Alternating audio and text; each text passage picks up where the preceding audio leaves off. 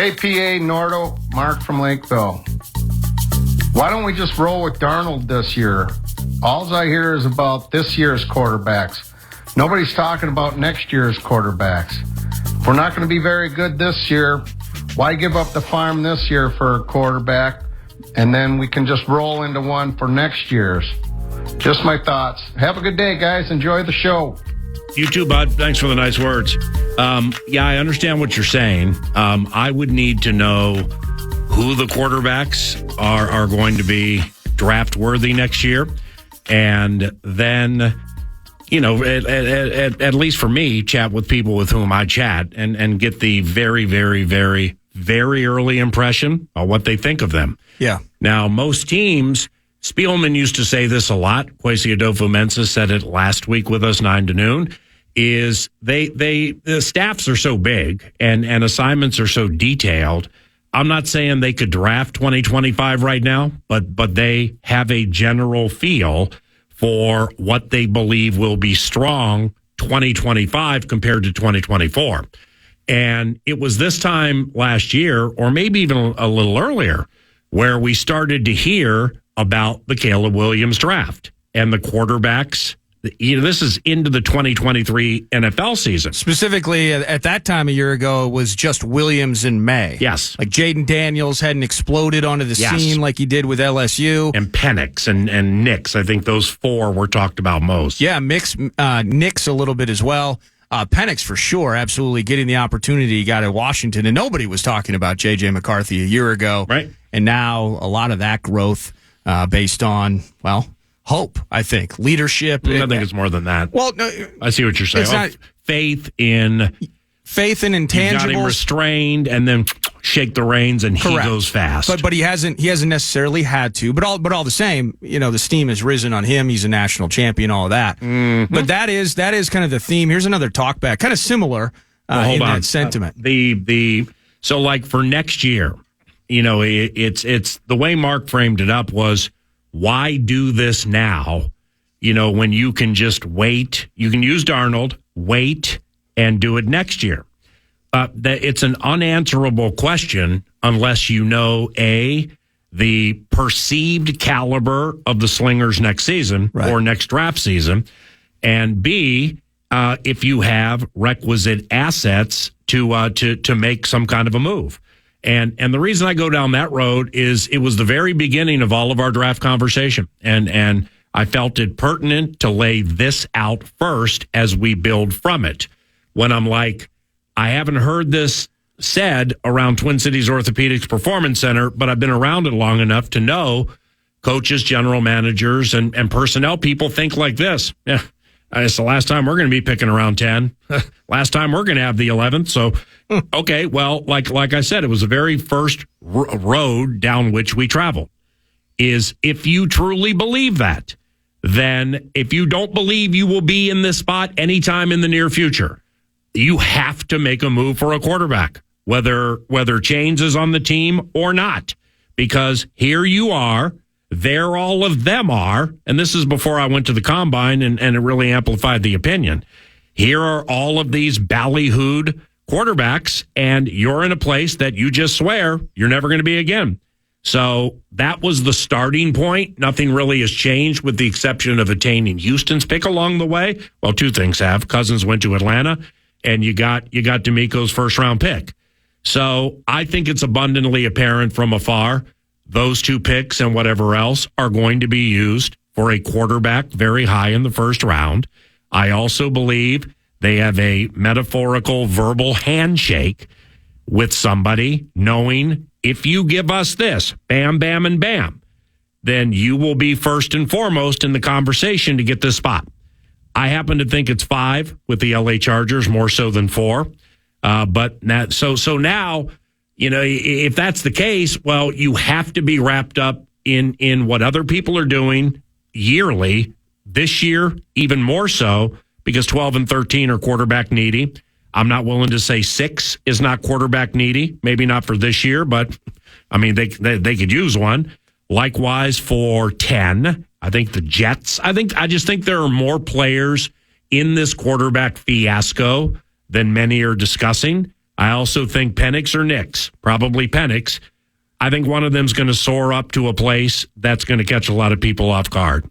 We'll see. Now, if you're the Giants, we're never going to be in this spot again. Well, they've been in this spot. Do you think maybe they don't roll at 6? Actually, we possibly could be in this spot a year from now. Yeah. What are the Giants? I mean, what are the Commanders? What are what do the Jaguars used to do? It's like it plays into every team. And we'll get them next year. Into training camp believes we have what it takes to get to the Super Bowl. Well, no, you don't. And if you're preaching that in your first training camp meeting to the staff, players, and coaches, you're lying. Yeah. And then now out of the gate, all the newbies know my head coach is a liar. And he's very comfortable being a liar, which really, really concerns me. So that's why, I've never heard that said, but I just know it's said everywhere in cliched-like fashion. That's why we can go back 2.5 months, man, right after our season was over. I just know how they talk. And if they're saying that we're not going to be picking around 11 anytime in the near future, that's just not how it works with Minnesota Vikings football and dedication, state to the skull and the whole thing, then you better, it's like I think it was last Friday, where Kwesi is emptying all the bullets in the holster. He's firing bullets left and right, and actually with players most of us have heard of. Veteran. This guy at this age, off his first contract, covering the pass in second and unfashioned as a linebacker. Eden Prairie go crazy. Blake Cashman running all over the place, getting like 15 tackles a game. I mean, the free agency fodder and free agency moves have been that of the fortifying variety. But if the silver bullet does not hit the beast, everybody gets eaten. Yeah. If the silver bullet does not hit a month from Thursday, the silver bullet being the most prized bullet in the chamber and the beast being the quarterback of the future. If that doesn't hit, I mean, you got 23, which is good, but that ain't a silver bullet. Maybe it is, maybe it's not. We'll see. So what about this? Whether it's the talkback that we just heard or the idea of waiting for future quarterbacks, do you have to move up, et cetera? Yeah. Do you think you could roll with Sam Darnold this year and also sell that to Justin Jefferson as part of a massive cut? Hey, sign the deal now, JJ. And because it feels like this deal, whatever it is for JJ, is probably going to take place after the draft at this stage. And he's been nice about it. He's under contract for 2024 on that 5th-year option. But if you roll in and saying you have to trust us for another year, sign the deal now. We got you next year. You think that throws a little? Wow. How are we going to put this? If I'm Justin Jefferson, I play carefully during this equation. Now you're going to get paid. Yeah, you're going to get a lot of money. I think as time and years go on, you see what happened with running backs.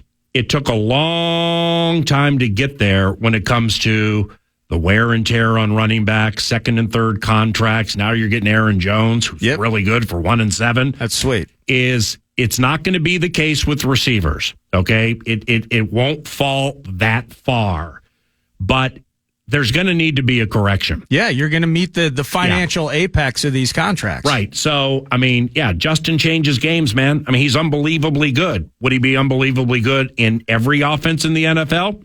Probably. Now, you put him in Baltimore, his numbers aren't nearly as ballyhooed as they are here. Right. Because of the way they run offense. Now, you put him in Baltimore with Lamar Jackson and Derrick Henry, you got a major problem. Mark, are you kidding me? Put Justin Jefferson in ball. See, if I'm John Harbaugh, I mean, it's like having him, well, you got to pay him. And you got to pay Lamar, and then you got to pay this guy, and you got to pay that guy. That's what it comes to. The whole thing, man. But when we were talking earlier on. Let me finish quickly because I don't mean to be terse, crass, confrontational, or perceived frontal with Justin Jefferson. I'm just simply saying your opinion matters, but I ain't building the team around you, man, because this is the ultimate team game. We play defense, and we play special teams, and we need somebody to get the ball to you. So all of that is first and foremost then the contract. Yeah, and I'm glad you put it that way because, I adore JJ. I want him to be here for his entire career. However, when you start thinking about the numbers involved in it, and you mentioned the 2020 draft, it's been a common theme. All these wide receivers, you're getting second and third and fourth and day 3 value for some of these pass catchers. And with the way that the league is evolving, get it while you can now, JJ, because people were like, hey, trade JJ straight up for 4 and then you'd get even more draft capital. Well, what about Marvin Harrison Jr.? Yeah. If I'm in Arizona right now, I'm saying, okay, yeah, JJ is proven and he's awesome and he's earned every dollar that he's about to make. But I'm also in a prime spot where I can select Marvin Harrison Jr., I can select Malik Neighbors. With the way college football is enhancing and changing and growing and continuing to produce high-end wide receivers, there's going to be a point where one of these guys drafted in late April, wide receiver, is 4 years from now going to say, I want what the type of market-changing contract that JJ got 4 years ago. And they're going to be like, I can get a guy in the 3rd round. And maybe the highest of high-end plays is not the same. But when I get him in space, he can go. And he's got 4.4 speed. Like what? Well, come back to earth a little bit. It's the MB3 piece. All right. Mahomes, Jones, Kelsey. All right. Those 3, they get all the JJ money. So now we draft McDuffie, we draft Chenault, we draft Karlaftis. We get Tooney, to flip on about 4 teams to come here, maybe for less than what he would have. Okay, but he wanted to win a Super Bowl, and he got a ring. So when you start winning, when Isaiah Pacheco is clearly better than a 7th round pick from Rutgers 2 years ago, but he went in the 7th round because he's not a Blazer, and he's a Rutgers running back who fell into a spot with Mahomes, and now he's top 12 in the league, top 10 in the league for running backs, maybe even higher. Dwayne McBride went in the 7th round because he is a Blazer. Right. So UAB's finest. So Mahomes, Kelsey, Jones. Can you put Justin Jefferson in the category of any of them? I'm saying no, simply because he has not accomplished what they have in totality. Okay? Now, is Justin worth the same money they make? Yes. Player for player for player? Yes, he's worth that. But until the totality of the situation and the team melds together in a way where you have that MB3 and they all get paid and they're happy, not going down to the floor in a metaphorical wrestling match with a general manager every single time somebody else gets $1 more or contracts come up. Well, that keeps the unification of the team together, and that's how you stay good forever. That's how you stay good for quite some time. Chris Jones could make more money than he's going to make with the Kansas City Chiefs, and so could Tyreek Hill, who got loud about it. Well, now he's gone, and now he's getting bounced in the first round of the playoffs or not making the playoffs. Oh, by the way, he's a receiver who got all that money, getting bounced in the first round of the playoffs, just like Justin Jefferson 2 years ago against the New York Giants. So, yes, but look at Kwesi here, man. I mean, it's abundantly clear the Vikings left the combine knowing somebody was hitting chains with 100 guaranteed. They or something close. Line of delineation. The metaphorical line in the sand. We ain't passing that. And he didn't.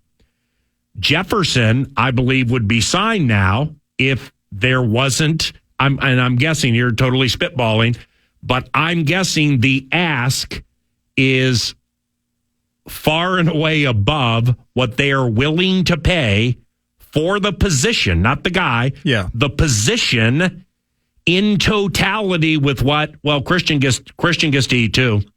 And he's going to have to eat. TJ already ate, maybe the food that we gave him or the restaurant to which we took him was a little 5-star-esque. Maybe it needed to be 3.5 or 4, but nevertheless we did it, and we can't regurgitate the food. This guy, so-and-so needs, whatever, whichever route you want to go with that, you need an MB3. And they all need to get paid, and then the others around them have to accept this is what's best for the team. And that's still very, very much a work in progress with the Minnesota Vikings. News to Nord next. Go out. Hey, I don't know if you on Twitter, X, follow _ML football. They got like 140, hundreds of thousands of followers. It's a credentialed NFL like news or rumor type situation. I'd never heard of it or seen it, but it just popped up in my feed.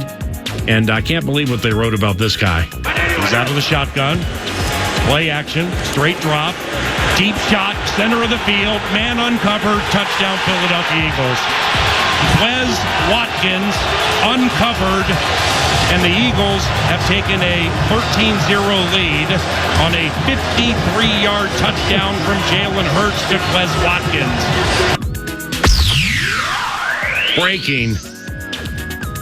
Standout wide receiver Quez Watkins is signing a one-year deal with the Pittsburgh Steelers, according to league sources. I always love that one. Standout? Who the hell thinks Quez Watkins I always love that one. is a standout wide receiver? I mean, he's a standout because maybe he's upstanding off the field. Maybe he's an elite family man. I don't know. Probably a great human. A great human and standout in that he had a dream, worked for his dreams, and is living his dream.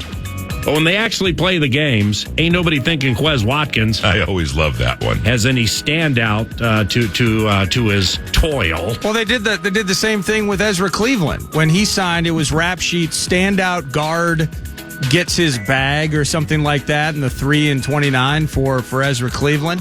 Is that copying and pasting from wide receivers, maybe, or from agents, or maybe we just have a poorly skewed view of some of these guys? Standout wide receivers. Yeah, I mean, it's you know what? Maybe we're being too harsh 9 to noon because last year, playoff year for the Birds, Quez Watkins, 15 catches, 142 yards, and a touchdown. I always love that one. Played 17 games the year before that. He had 354 yards, 3 TDs. I always love that one. I just don't. Okay, I guess we're throwing out superlatives these days in very flimsy fashion. Well, one of his 3 touchdowns, indeed, 2022. I knew you were going to say that. I almost said it, but I stopped. Was week. That was week 2. Yeah, he was uncovered. It was WEAK 2. It was weak also. What'd you think of, speaking of weak, and I love the NCAA tournament, but the first couple days were fun, PA. This weekend, not very dramatic. I mean, there was the Kulos, the OT game with NC State and Oakland. Mm-hmm. That cost me that parlay that I texted you about. Wait, NC State was 7? 6.5. Damn. And they won by 6, and the whole bit, there's 12 seconds left. Yeah. Oakland hits a 3 to make it the 6-point game. Oh, yeah, I was watching. Yeah, inbound, and they're going for the foul. Yeah. Oakland's going to go for the foul. Yeah. NC State big man had just hit a couple of southpaw free throws. I'm thinking, this is over. How about the big man? How tired was my man the final 10 minutes of the second half? And they just let him, walk up and down the court, get into his spot. Didn't even matter. Hey, your center's not playing help defense. I know. Wait till you watch him pass. It's unbelievable what they let that big guy get away with, and he's the bomb. If NC State does not dribble that inbound pass, I forget who the guy's name is, dribbles it off his knee for the turnover there, they foul him, then they go back up by 8, and I'm probably getting paid. But anyway, but it was a good game. Yeah. That's the point. Marquette sweating to get by Colorado, the Buffs. Mm-hmm. Baylor upsets Clemson. But other than that, man, it was a ton of blowouts. Purdue, UConn, Duke, Illinois, North Carolina, etc. A lot of blowouts. So your Sweet 16s. Well, Clemson looks good. Clemson looks damn good. You have all the 1 seeds, of course, but then you have all the 2 seeds. You have 3-seed Illinois, 3-seed Creighton, 4-seed Bama in the mix as well, 4-seed Duke, 11 NC State, and 6 Clemson are the lowest seeded teams remaining. So very chalky to cap off the first weekend. I'm hoping that leads us to say next weekend is going to be epic in terms of the matchups and how these games play out. Where were you Saturday? What's it, Turtle Lake? Turtle Lake. Yeah, whatever you dropped at Turtle Lake to close on that NC State thing, you can go ahead and double it up Thursday. NC State, money line against the team from Milwaukee. Why don't you give me half the money you were going to bet, and we'll go out back, I'll kick you in the nuts, and we'll call it a day.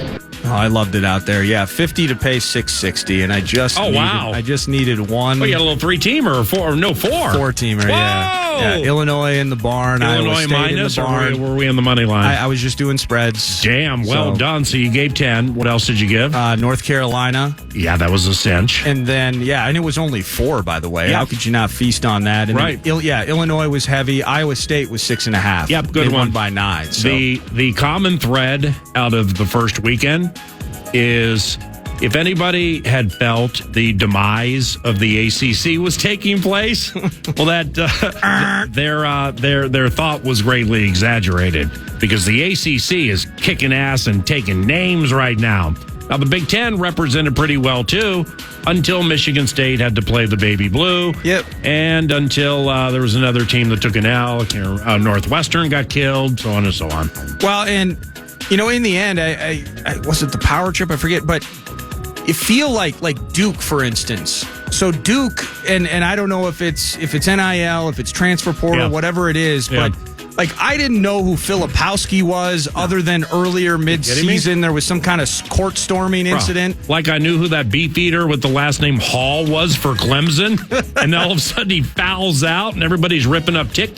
Then all of a sudden he fouls out and you think the game's going to change. I'm like, oh my God, Clemson hasn't been this good since Larry Nance played there. But I don't feel connect. Like, I know Baycott and some of the guys, of course, Caleb Love now playing for Arizona, so that could be a cool Elite Eight matchup. Wow. But I'm not as connected to some of the teams this year. Guess but what? Duke James Madison kicked them back to the Founding Fathers days. Jay Billis has no idea who Jerzon Newton is. I always love that one. To each their own, my brother. Okay, let me ask you this. You being in the League Freak is Life Final Four, going for your first League Freak championship. Sorry, Doogie. How badly would you prefer to have the Nimhard from Gonzaga? I always love that one. Compared to the one who plays for the Pacers? I had never heard of this Nimhard bit. I think I heard of him, but I never watched it. And I'm watching him play Ekstrom's team, and I'm like, Samford, this ass. This Nemhard's a freaking problem. Good Lord, is he fast. Then I'm thinking about the Con trying to get to the Final Four, and Al's Doogie. You got the wrong Nemhard, but you still got there. Speaking of hoops, by the way. Yeah, we got to pause in a minute. Go ahead. Oh, yeah. Well, let's just we're going to hear the playback. You chatted with Chris Finch to open the show, Wolves head coach. Kevin Finch. No relation to Vikings coach Chris O'Connell. It's a cousin. It's they see each other at Christmas. But that was a badass win for them yesterday. They had trouble scoring, and Conley, I didn't think he was very productive until late stages, fourth quarter, starts hitting some threes. Yeah. That's LFL importance for me as well. But in the end, they get through Golden State. They are a game back from the Nugs, half game back from OKC. Mm-hmm. And it's kind of a 3-horse logjam to get the battle of the top seed. Clippers 4.5 games back. So at this stage, it feels like they're kind of out of it. The Wild lose in OT to the Blues, 3-2 lead into the third, but they give up 2. They got to tie it to force the extra period. Well, they were ratty early. 5-4. I mean, they got behind early, and it was just chasing. There's something with the Blues, man. I mean, they just don't matter. It's in the end, I was just kind of, let's just talk about how they can get to the playoffs. But many have said it. This team has not matched up well, whether it's divisional opponents and really in the West in general. They haven't done well against some of these teams, and that puts them in a spot. They're 6 points back, 11 games to go. Good freaking luck with that. And back to the Wolves for a second, and I hit on this with Finch, but I didn't say it as directly, and you'll hear the Finchy interview in an hour, is... I mean, those who put the work in and follow the press conferences and what players and coaches have to say after certain games, there was gold in them Tar Heels into that Wolves game, man, because Golden State Friday night, if you listen to Steph Curry, Draymond Green, Steve Kerr, and Klay Thompson talk after that game, you would think that they were the Washington Generals and they embarrassed themselves against the Globetrotters, otherwise known as the Pacers, in second and none fashion. I mean, they're like, we make too many mistakes, our effort. They just killed themselves. And basically all guaranteed Sunday, when we go on the road, they're playing five games in 7 days. That this first one, you're going to get our best, and our best will be required. Copyright Kevin O'Connell, and our best will not be second best. in the first and second quarters, and that was the case. They came out, they put the Wolves in a buzzsaw yesterday. Those Warriors were playing so good in the first half. Why was it a cool win for the Wolves? They took the punch like good teams do. They waited for the elderly to make mistakes and stumble and fall down, and they did, and they capitalized, and they were able to get the money. I was very impressed with the Wolves' effort yesterday. Hey, Sky Umal, Bob Motzko, and the Golden Gophers hockey team, you begin the NCAA tournament Thursday in Sioux Falls at 7:30 against Dean Blay's former team, Nebraska Omaha. Let's chat with the head coach, Bob Motzko, around the corner. You're listening to KFAN.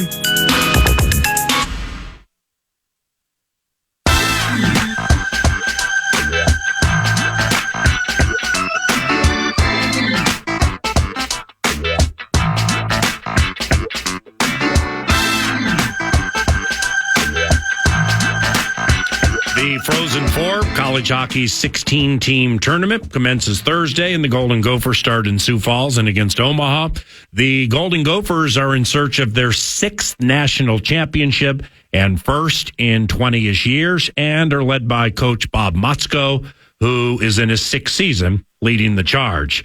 What a week for you, brother. Bob, good morning. What's going on? Yep.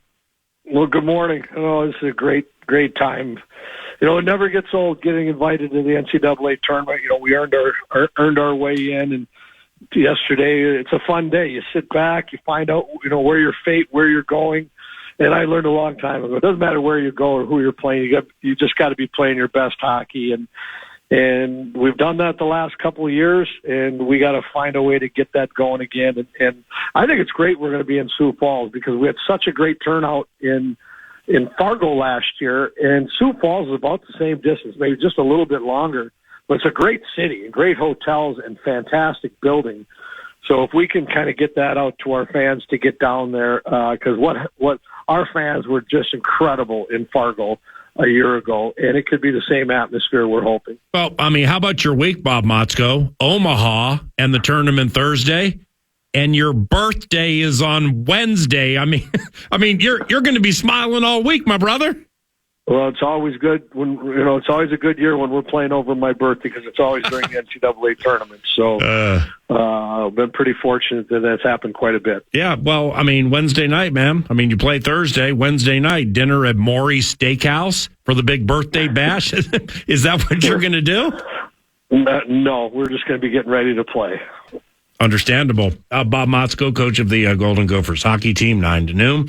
99 to 2001, you were coach and GM of the Sioux Falls Stampede of the USHL. What were those days like? And is this like even just a little sliver of a homecoming for you?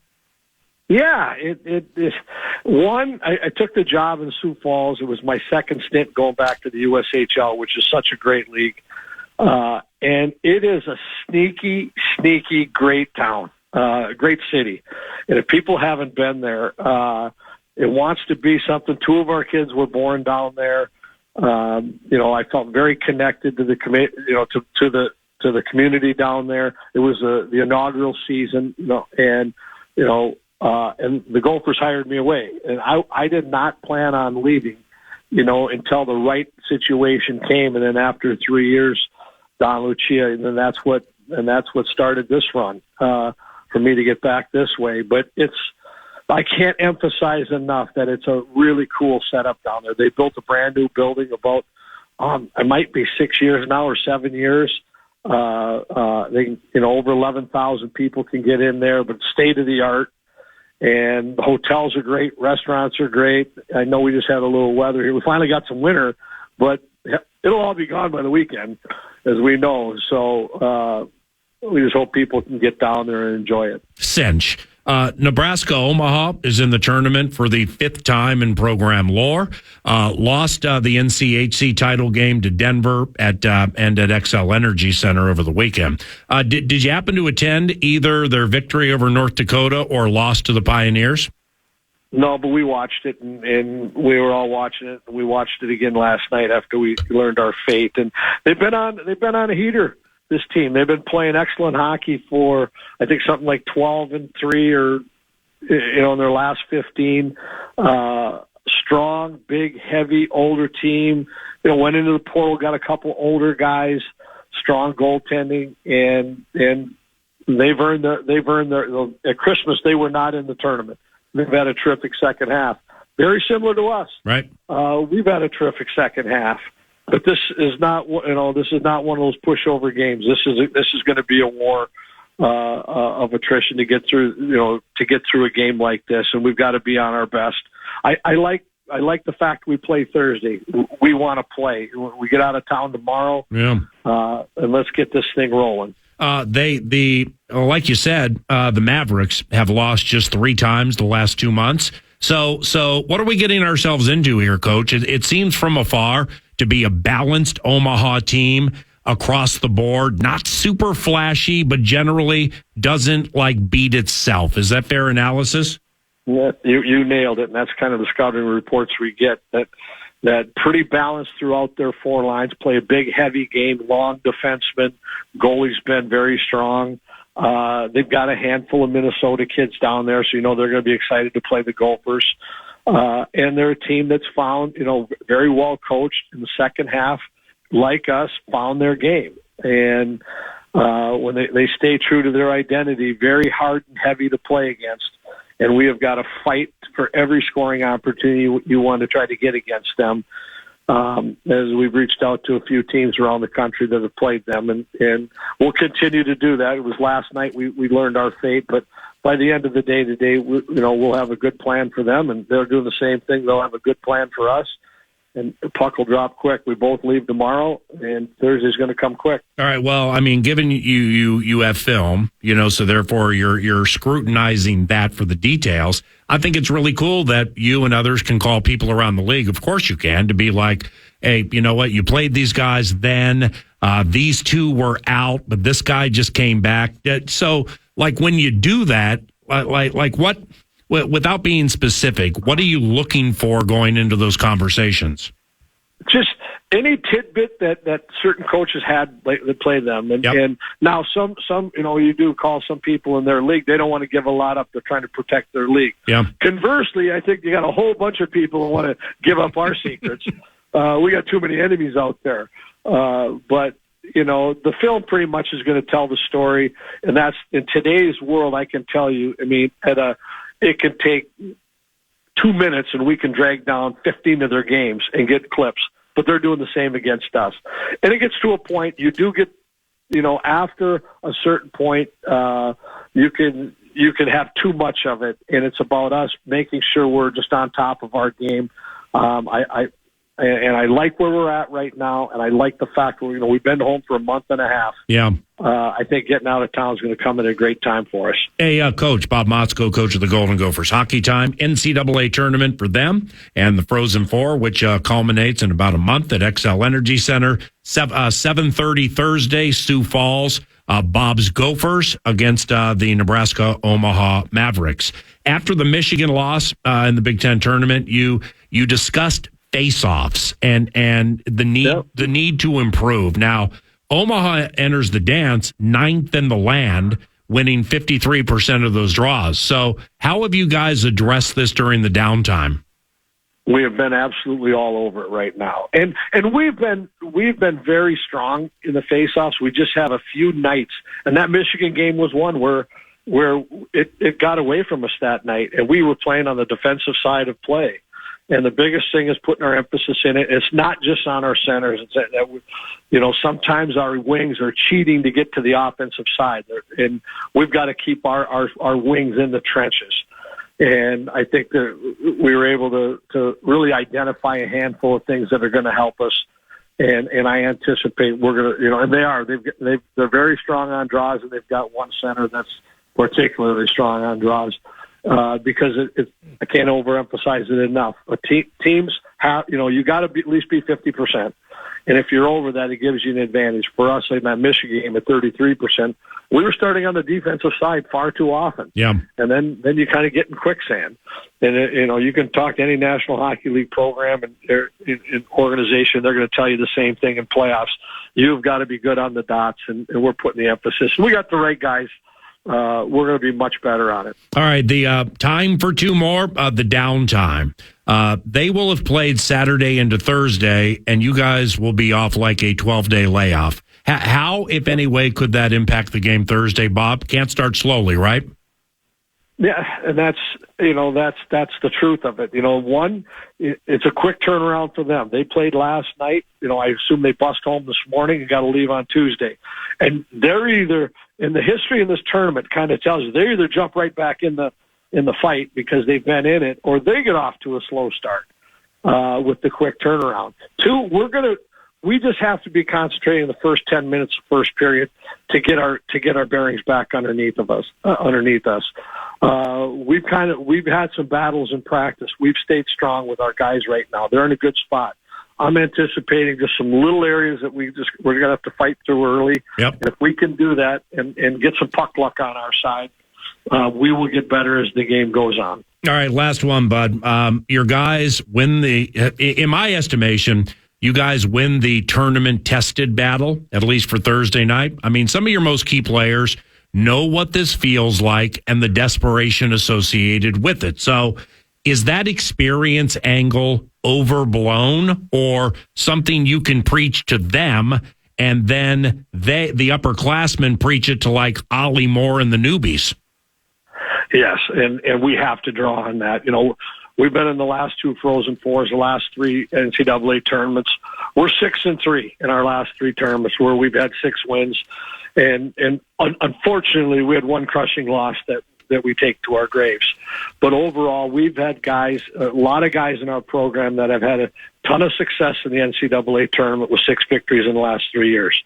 We have to draw on one goaltending with Justin Close, who's been the leader for us in that category.